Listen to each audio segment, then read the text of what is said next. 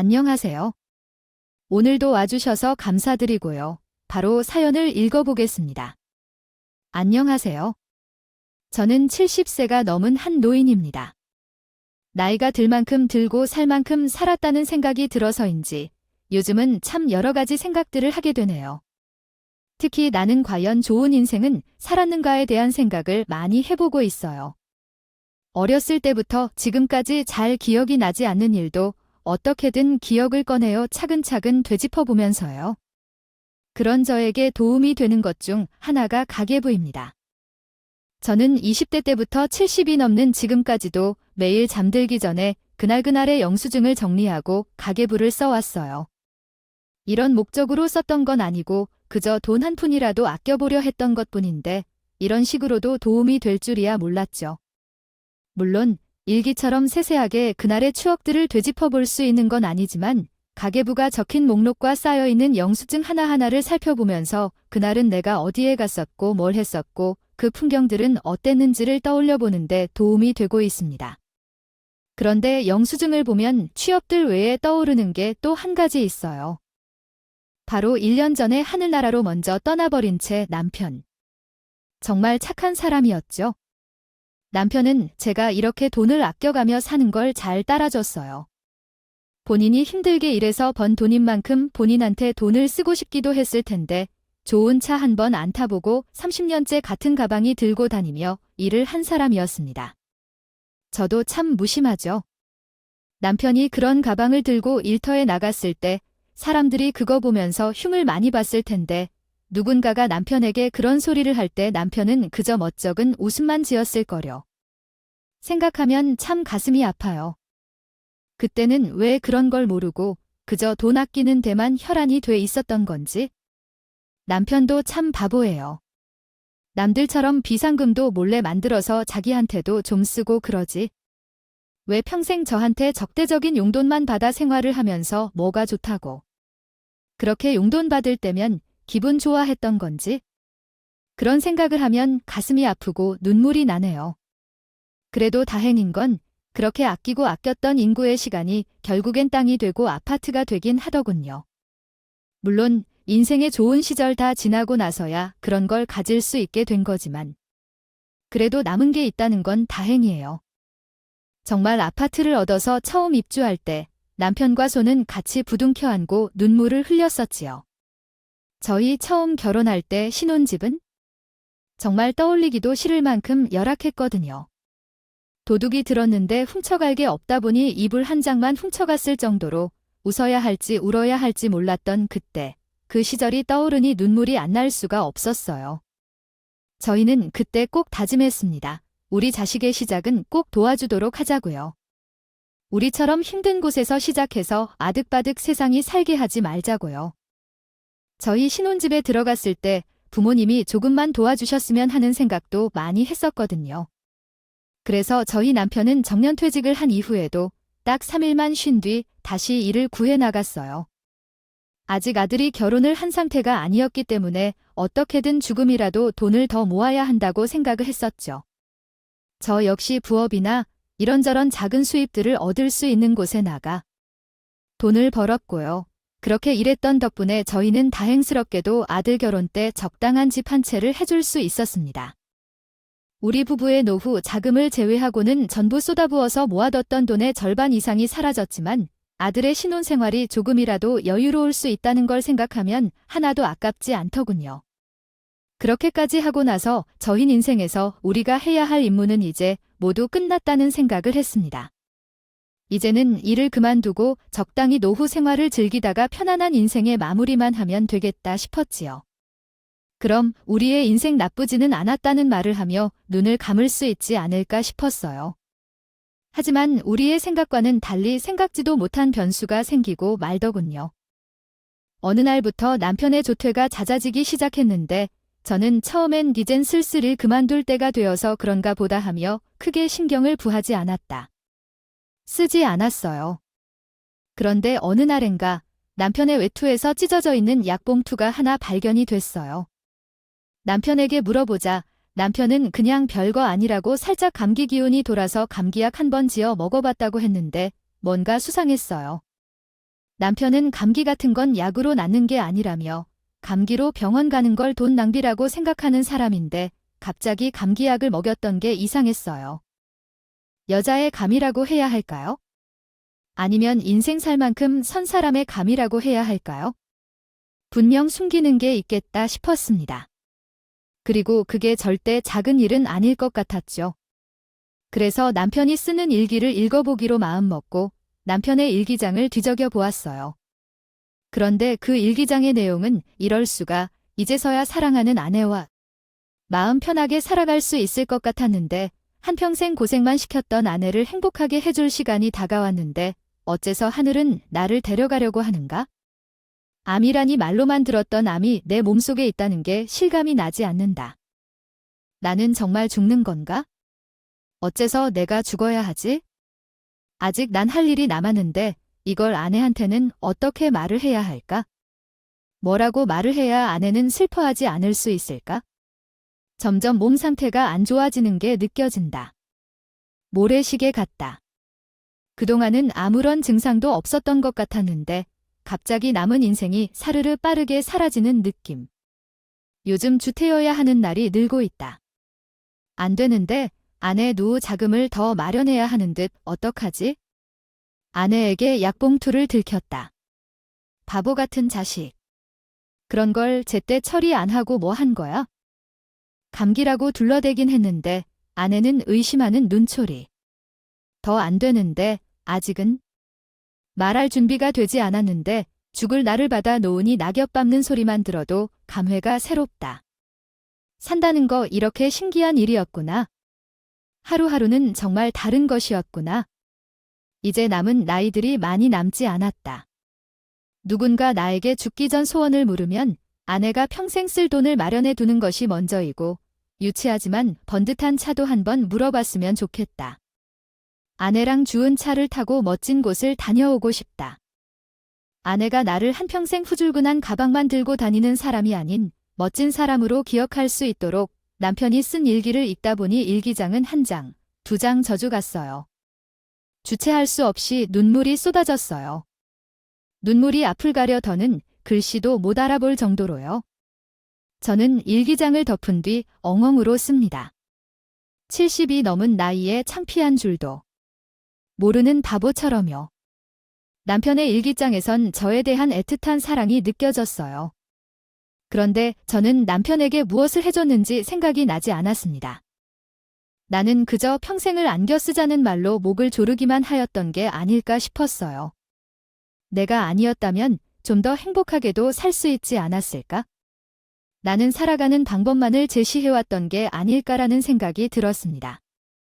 남편의 사랑에 그리고 그런 생각에 빠져 마냥 울고 있는데 하필 또 남편이 들어오더군요.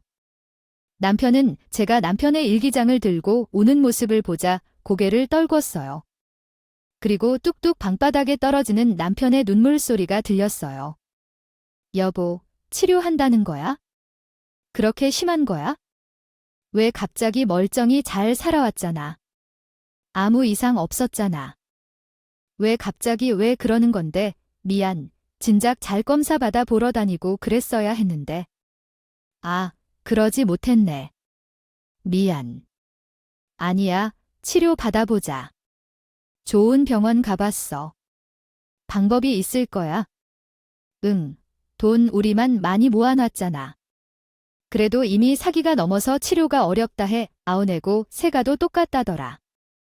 병원 가서 치료를 계속할 수 있기는 해도 그건 사실 치료라기보단 고통을 경감시켜주는 정도래. 그런데 그러고 싶진 않아. 병원은 좀 답답할 것 같아. 남은 인생을 그렇게 보내고 싶지 않아. 남편은 이미 알아볼 만큼 다 알아본 것 같았습니다. 도저히 방법은 없는 것 같았어요.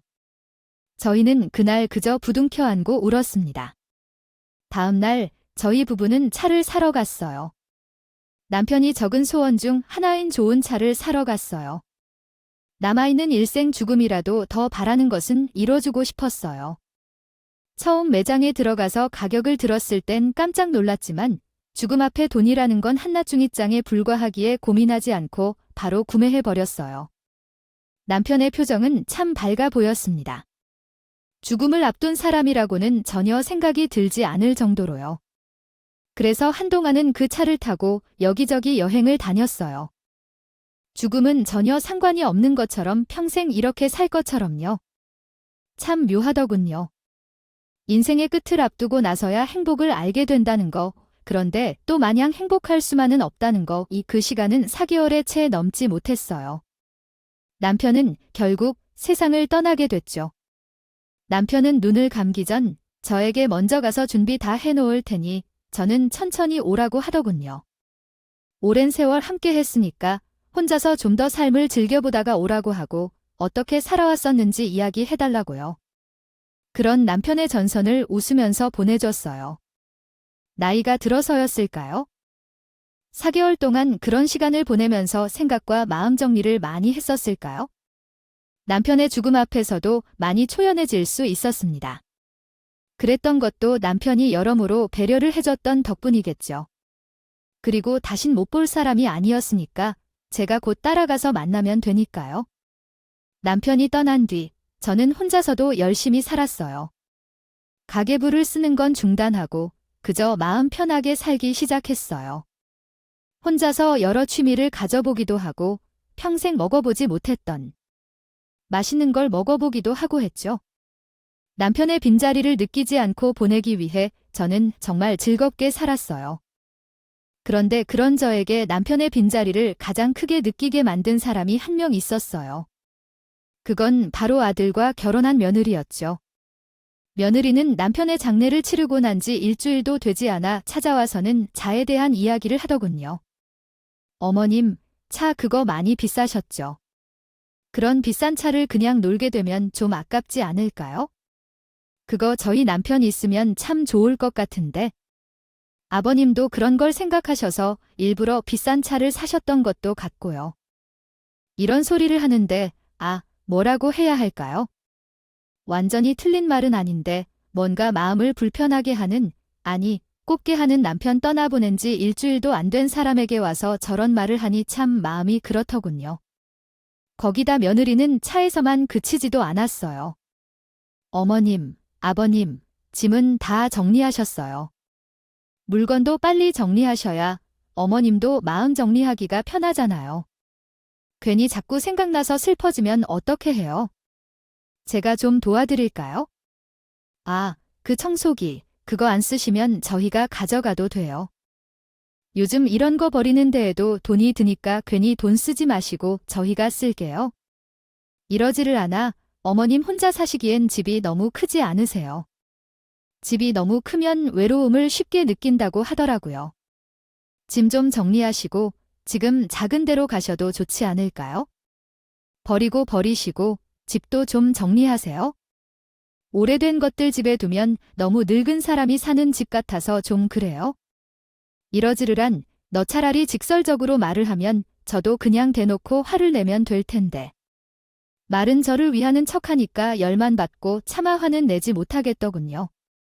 그래서 그냥 저도 웃으면서 아이고, 됐다. 됐어. 오래됐다고 다 버리면 나부터 내다 버려야지라고 말을 했는데 며느리는 제 말은 전혀 신경 쓰지도 않았습니다. 너무 꼴보기 싫지 않나요? 누가 봐도 저보고 지금 사는 집을 자기네 달라는 뜻이거나 혹은 남는 돈을 떼달라는 소리인 게 훤히 보이잖아요. 어머니 외로우시니까 같이 사시는 걸 어떠냐고 하지는 못할 망정. 혼자 남았다고 아들네와 같이 사는 건 바라지도 않아요. 저도 혼자 사는 게 편하죠. 아들, 며느리 눈치 보면서 어떻게 같이 살겠어요. 그냥 말이 그렇다는 겁니다. 차라리 다른 며느리들처럼 아예 신경을 껐으면 좋겠다 싶었어요. 며느리의 그런 행동들이 계속되다 보니 스트레스 때문인지 전 혈뇨까지 보게 됐어요. 남편이 떠난 것도 때문도 아닌 며느리 때문에 혈뇨를 보게 될 줄이야. 남편이 이걸 알면 얼마나 마음이 상하지 않을까? 아파할지 걱정이 됐어요. 하늘에서 노심초사 저만 지켜보고 있을 텐데요. 그런데 문제는 혈뇨에서만 그치지 않았어요. 방광이 조일듯이 아프기 시작하더군요. 처음에는 그냥 지나치려고 했는데 문득 남편 생각이 나서 겁이 났어요. 남편 역시 약간의 증상들은 별거 아니라고 생각하다가 치료가 불가능한 수준까지 가게 된 거였으니까요. 전 일단 아무에게도 알리지 않고 병원으로 향했어요. 별거 아닌 걸 수도 있는데 호들갑 떨고 싶지 않았고 설령 제가 생각한 게 맞아도 저 스스로 생각 정리가 필요할 것 같았어요. 저에게 암에 걸렸던 사실을 숨겼던 남편의 심정이 이해가 가더군요. 병원에서 몇 가지 검사를 진행한 뒤 저는 초조한 마음으로 결과를 기다렸어요. 남편이 한참 살다가 오라고 했는데 곧바로 따라가게 되면 남편이 뭐라고 할까? 걱정부터 되더군요. 제발 아니어라. 아니어라. 그렇게 빌고 또 빌었어요. 하지만 현실은 방광암이기 암이라는 한 단어가 주는 충격은 정말 컸습니다. 누군가 날카로운 걸 제목 앞에 대고 있는 느낌, 혹은 낭떠러지 앞에 서 있는 느낌. 죽음이라는 알 수 없는 것을 대면해야 하는 그 기분은 직접 겪어보지 않으면 알 수 없을 거예요. 암덩어리는 크고 게다가 재발률도 높다고 하더군요. 나이가 나인지라 큰 희망을 바랄 수도 없는 나이였어요. 이미 많이 진전된 상태였어요. 저는 저의 상황을 받아들여야만 했어요. 남편도 이랬을 거예요. 그리고 일기장에 그렇게 썼던 거겠죠. 받아들이기 싫지만 받아들여야 하고 누군가에게 말하기까지 마음의 준비가 필요한 심정. 저는 그러기까지 몇 날, 며칠을 울기도 했다가 마음을 다잡고 초연하게 여러 생각들을 하곤 했어요. 아들에게 말하는 건 사실 무서웠어요. 아버지를 떠나보낸 지 얼마 된 것도 아닌데 상처가 가시기도 전에 엄마를 떠나보내야 하는 아들의 심정이 어떠할까요? 사랑하는 아들에게 그런 상처를 줘야만 하는 저의 심정도 말이 아니었습니다. 하지만 언제까지고 숨길 수만은 없는 법이죠. 얼마 뒤 전 며느리와 아들을 불러놓고 저의 상황을 말했어요. 아들은 예상대로 아빠를 보낸 지 얼마 안 된 상황이라 더 힘들어 하더군요. 어떻게 신이 이럴 수 있냐 면서 많이 울었습니다. 그에 반해 며느리는 참 어떡해요. 어머니, 아버님 떠난 지 얼마나 됐다고 많이 힘드셔서 그런가 봐요. 스트레스가 만병의 근원이라고 하니까 진짜 왜 이런 일은 꼭 연달아 일어나는 건지. 저희도 스트레스 받네요. 스트레스, 글쎄요. 마음이 아프다는 말을 스트레스로 잘못 표현한 건지는 모르겠지만 사실 중요한 건 말이 아니었어요.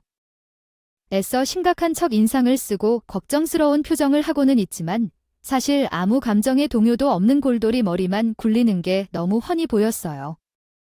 아무리 시어머니는 남이라고 하지만 같이 지낸 지가 오래된 건 아니라서 정이 많이 있는 사이는 아니지만 그래도 이건 아니다 싶었어요. 죽음을 앞둔 사람에 대한 걱정을 한다거나 마음이 아파하지는 못할지언정 최소한 진 남편이 옆에서 울고 있는데 그 뒤로 저는 며느리를 최대한 멀리 했어요. 얼굴을 볼 때마다 스트레스이기도 했고 하는 말 한마디, 한마디가 밉더군요. 거기다가 이제 제가 출근 뒤 재산을 어떻게 할지를 은근히 돌려서 묻더라고요. 어머님, 혹시 사회 현황 같은 건 안 하실 거죠? 요즘엔 그런 거 잘못함에도 큰일 나요. 워낙 사기치는 사람들이 많대요. 이미 저 세상 간 사람 돈 받아다가 그냥 자기들 배부리는 데만 쓰는 사람들, 그냥 남 좋은 꼴만 만들어주는 거죠. 요즘엔 참 기부도 쉽지 않아요. 저는 사회환원이나 기부 이야기는 일절 꺼내본 적이 없는데 어떻게 생각해? 거기까지 미치는 건지 얼마나 재산 상속에 대한 걱정이 크면 그럴 수 있는 걸까요? 온통 도움만 생각하면 그럴 수 있는 걸까요? 그래도 한동안 며느리를 멀리하며 사니 마음이 좀 편안해지는 것 같다고 통증도 줄어드는 것 같았어요. 그제서야 손은 혼자만의 정리를 할 여유를 가질 수 있었죠. 인생에 대한 생각, 삶에 대한 경외로움, 죽음의 공포에 대한 극복. 저에게 종교는 없습니다만 사후 세계는 있다고 믿어요. 아니, 있어야만 해요. 그래야 남편과 다시 만날 수 있으니까요. 그런데 이런저런 생각을 하다 보니 제가 없는 아들이 또 걱정됐어요. 물론 이젠 다 큰 성인이죠. 하지만 돈만 밝히는 저 며느리와 아무 문제 없이 살 수 있을까가 걱정이 됐어요. 특히 제가 요즘 며느리를 멀리하고 있는데 이게 며느리에게 어떤 악감정이 생기도록 만드는 건 아닐까 싶은 생각도 들더군요. 마침 얼마 뒤면 며느리 생일이 다가왔었는데 솔직히 며느리를 보고 싶다는 생각이 든 건 아니지만 그래도 마지막으로 이런 걸 잘 챙겨주는 게 아들이 잘 살 수 있는 길이라고 생각했어요. 저 때문에 아들이 슬퍼하거나 눈치가 보여 아내 생일을 적당히 넘어갔다는 문제가 생길 것만 같았어요. 전 그래, 내가 직접 챙겨주자. 아예 생일상을 차려주고 며느리한테 마음의 빚을 좀 만들어주자는 생각을 했어요. 그리고 이걸 계기로 남은 인생 동안이라도 며느리랑 잘 지내게 될 수도 있고 허심탄회하게 이런저런 얘기를 나눌 수도 있겠다 싶었어요. 저는 진통제를 먹으면서 하루 꼬박 며느리의 생일상을 준비했어요. 며느리가 처음 인사 왔을 때부터 좋아했던 전복갈비찜, 고사리 무침, 매실장아찌 등등 잔치라도 버리는 것 마냥 큰 상을 가득 채우도록 준비했죠. 아들에게도 이날은 웃고 무겁지 않게 보내자고 부탁했어요. 제 일은 제 일이고 며느리 생일은 생일이라고요. 그런데 며느리 생일날이 밝았을 때 아들은 오지 못한다는 연락을 받았어요. 하필이면 갑작스레 출장이 잡혀버린 바람에 올 수가 없다고 하더군요. 제가 무슨 회사가 아내 생일인데 예고도 없이 출장을 보내게 하냐고 다른 사람에게 넘기면 안 되겠냐고 했지만 될 리가 없었어요. 아들도 난처해했지만 어쩔 수가 없는 모양이었죠. 결국 우리 집에는 며느리가 혼자 오게 됐어요. 그런데 며느리는 집에 들어올 때부터 오만상을 찌푸리면서 들어오더군요. 어서 오세요. 나는 제 말은 듣지 않고요. 그러다가 차려져 있는 생일상을 보고는 짜증난다는 듯이 확 밀쳐버리고 자리에 앉았어요. 저는 당황했죠. 모처럼 애써서 며느리를 위해 생일상을 차렸는데 며느리는 오자마자 뜬금없이 다짜고짜 인상을 쓰며 짜증을 내고 있으니까요. 혹시 제 남편이 생일날 출장을 가게 되어 기분이 안 좋은 것이라 생각했지만 아무리 그래도 본인 생일상에 차려준 시어머니 앞에서 저러는 건 정말 아니다 싶었어요. 그래서 한마디 하려고 했는데 너 뭐 하니? 뭐가요? 어머니, 지금 뭐 하는 짓이냐고 물었다. 어머님이 생일상 차려주셔서 자리에 앉았잖아요. 아, 그거 말고. 오자마자 인상 팍 쓰고 들어와서는 짜증난다는 듯이 생일상을 밀어버리는 거. 아, 지금 할 짓이야. 아무리 남편이네 생일 못 챙겨주고 출장을 갔다지만 그건 어쩔 수 없어서 그런 거잖아. 아이 서울, 영 정말 짜증이 난다고 하더라도 이 시어미 앞에서는 그러면 안 되는 거 아니야? 넌 예의도 없니? 어머님 말씀 잘하셨네요. 예의가 없는 건 어머님이시죠. 제가 지금 남편 출장 갔다고 이러는 줄 알아요. 뭐 그게 무슨 소리야? 그럼 왜 이러는데 어머니 눈치가 없어도 너무 없는 거 아니에요? 제가 지금 이런 생일상을 원하게 생겼어요. 일단 재산 정리부터 해주셔야 할 거 아니에요? 제가 지금 얼마나 노심초사하는지 알긴 아세요? 어차피 가망도 없으시잖아요. 저는 그동안 재산 정리하느라 바쁘셨나 했는데 고작 하시는 게 이런 생일상 차리는 거였어요.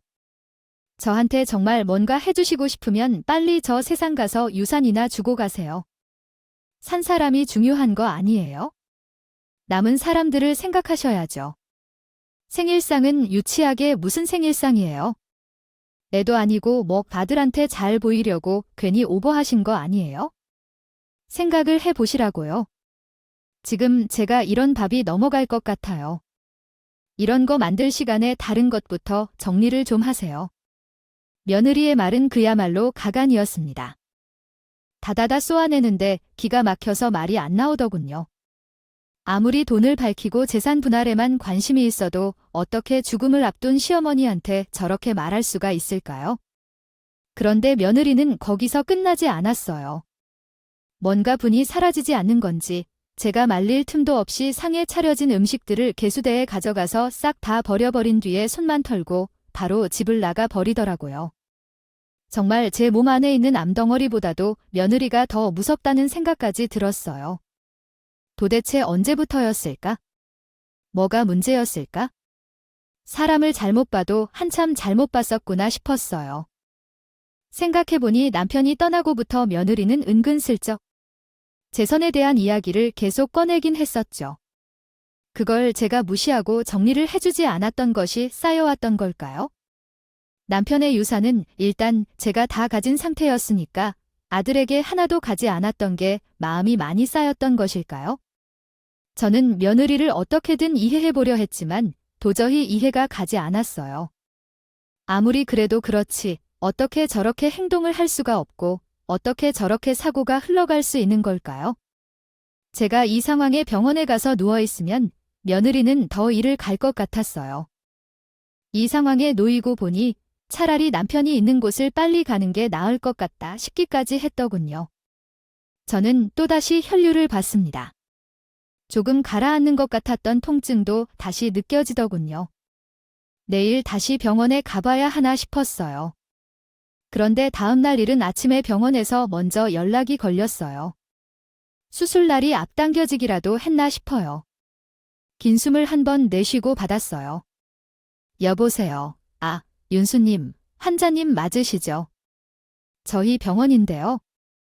무슨 일로 다름이 아니라 의사 선생님이 자료를 다시 한번 살펴봤는데 이전 병원에서 준 자료에 미심쩍은 게 있으셨대요. 그땐 시간이 없어서 자세히 살펴보긴 어려웠는데 다시 제대로 조직을 살펴보니 암이 아니라 간단한 혹이었던 것으로 밝혀졌어요. 네, 혹이요. 네. 그런 마음이 아닌 건가요? 네, 정말 다행이죠. 혹 같은 경우엔 간단한 시술이면 바로 제거가 가능하니까 언제든지 편한 날 오셔서 제거하시면 돼요. 오늘 당장도요. 네. 오늘이 편하시면 오늘로 예약을 해드릴까요? 저를 괴롭히느니 암이 사실은 암이 아니에요. 당연할 줄 알았던 오진에 대한 분노보다 살아있다는 생각에 저는 아직 살아있다는 사실에 대해 놀라워하는 마음이었습니다. 며느리에 대한 불안한 생각들도 사라져 나갔던 느낌이었어요. 빨리 예약을 잡고 간단한 시술을 받은 후 집으로 돌아왔습니다. 집에 돌아온 순간에도 어제 먹었던 음식의 냄새가 계속 남아있었어요. 며느리가 남긴 음식물을 그냥 방치해 두었기 때문이겠지만 그 냄새 때문에 어제의 상황이 다시 떠올라 화가 났어요.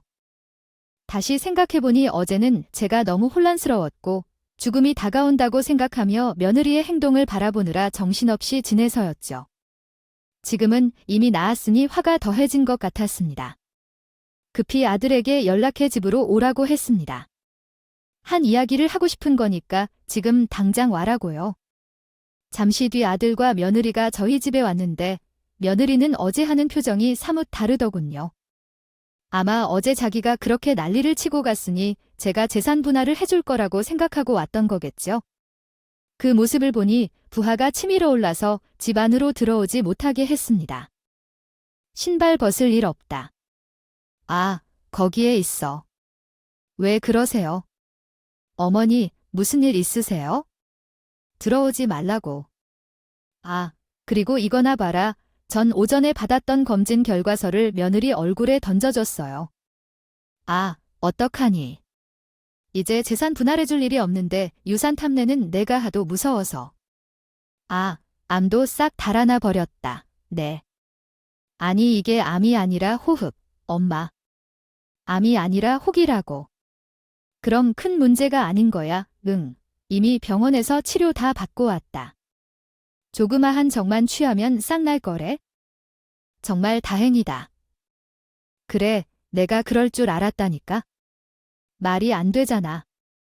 아빠도 나한테 얼마나 됐다고 엄마까지 떠나 진짜 다행이다. 내가 그것 때문에 마음이 얼마나 쓰였는데. 그런데 그건 무슨 말이야? 유선을 탐내다니. 너 이리 와서 여기 개수대 좀 봐라. 여기 음식물 쓰레기들 보이지? 오, 이게 왜 이거제? 이 마누라가 와서는 내가 차려준 생일상 다 집어던진 거다. 이 입에는 되지도 않고 싹 다 버리더라. 이런 거 챙겨주지 말고 얼른 재산 분할이나 해달래.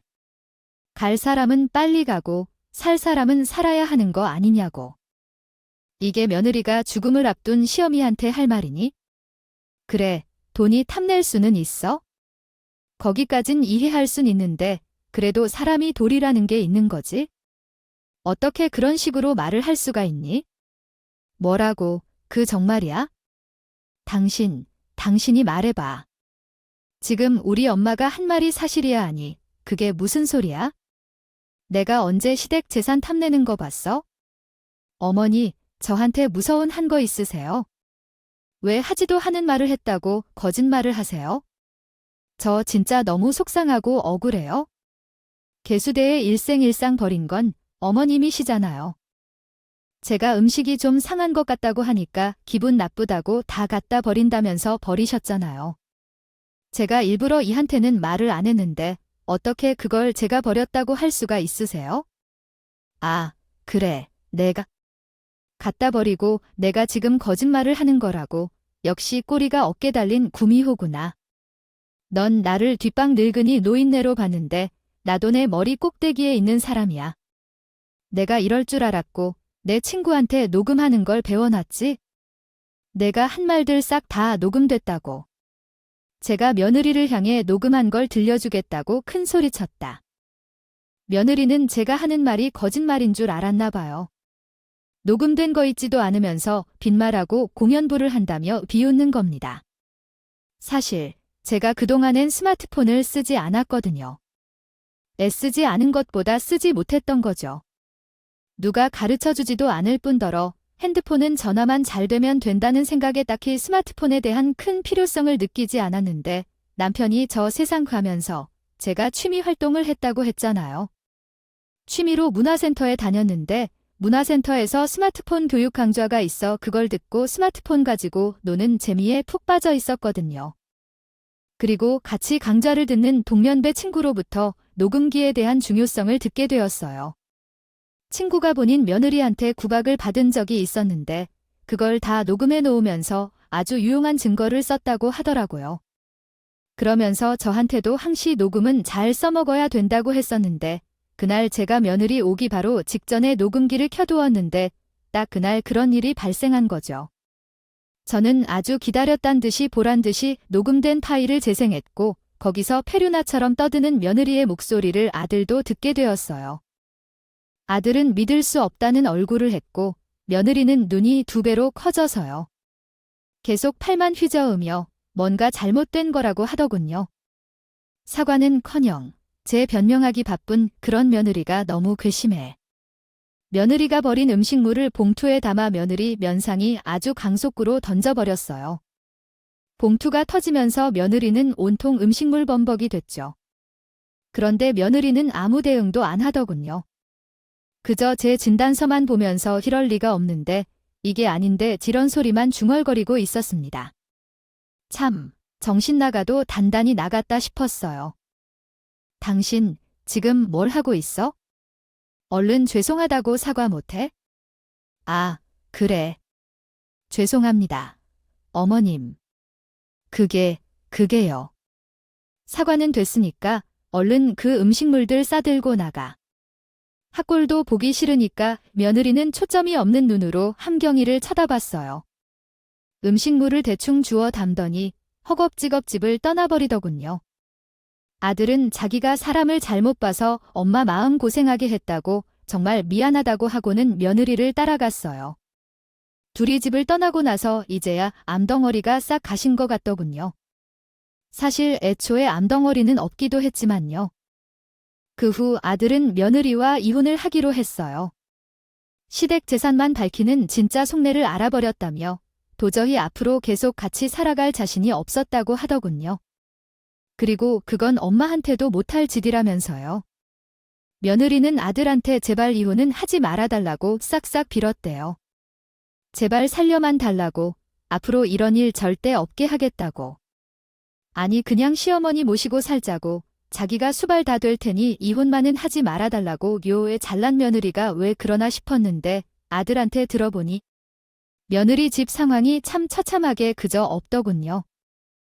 허고 나의 노름이나 하고 다니는 사고뭉치 아버지 때문에 가족들이 다 빚더미에 앉아있고 맨날 술 마시고 가족한테 행패까지 행사한다는 거였습니다. 아들도 하루 자러 갔다가 지갑까지 털리고 왔다고 하고요. 며느리는 출 때 그 집으로는 돌아갈 수 없다고 겨우 가족과 거리를 두고 살게 됐는데 어떻게 다시 거기를 들어가겠냐고 난리를 치며 빌었대요. 자기도 참 딱한 거 아니냐고. 자기가 시어머니한테 그렇게까지 행동한 건 불우한 가정 환경 탓이니까 한 번만 이해해달라고 하더군요. 하지만 아들은 끝내 며느리를 받아주지 않았어요. 불우한 가정 환경 때문에 그렇게 됐다고 웃기지 마. 그런 환경에서 컸다고 다 너처럼 되는 거 아니야? 곧 죽음을 앞둔 사람한테 재산이나 빨리 처분해달라고 그러진 않는다고. 불우한 환경에도 불구하고 그걸 극복하며 살아가는 사람들은 많아. 너는 모르겠지만 나 역시 우리 집 환경이 굉장히 힘들었었어. 넌 그냥 내가 나쁜 거야? 그러니까 나쁜 사람은 나쁜 사람들끼리 살아. 엄한 사람한테 피해주지 말고 이렇게 말해주면서 며느리도 아참, 이제 며느리가 아니죠. 그 여자애도 어차피 가만히 있었으면 결국 귀한 가족과 집, 자연스럽게 물려받을 유산까지 받으며 행복하게 살 수 있었을 텐데. 그 모든 것을 한 봉지에 쓰레기와 맞바꾸고 나갈 수밖에 없었던 게 어떻게 생각하면 안타깝긴 하네요. 사람 욕심이라는 건 정말 뭘까요? 그 죽을 놈의 욕심. 그 여자애는 결국 다시 그 지옥 같은 환경으로 들어가서 살고 있다고 하더군요. 그리고 나중에는 부모님 빚더미까지 유산으로 떠안게 되고 말겠죠. 그 전까지는 그 부모들을 부양하면서 계속 살아가야 하다가요. 저는 지금 아들과 둘이 함께 살고 있어요. 이놈도 다시 죄 없는 시켜야 하긴 할 텐데 나이가 조금 있어서 걱정이 되긴 하네요. 그래도 심성은 착하니까 언젠가 좋은 사람을 만날 수 있겠죠. 없으면 없는 대로 제주껏 살겠죠. 요즘 세상, 혼자 사는 게 흉이 아니잖아요. 전병은 나왔지만 어차피 나이가 나이니만큼 잘 날이 많지는 않다고 생각해요. 그래도 남은 일생을 적당히 즐기면서 살다가 가려고요. 언젠간 남편을 다시 만나게 될 날, 얘기해줄 많은 것들을 경험하고 쌓아가겠습니다. 여러분들도 언제나 행복을 위해 사시길 바라겠습니다. 항상 건강하시고 행복하세요. 감사합니다. 지금까지 커피앤톡이었습니다. 오늘도 끝까지 함께 해주셔서 감사하고요. 다음 영상으로 또 찾아뵙겠습니다.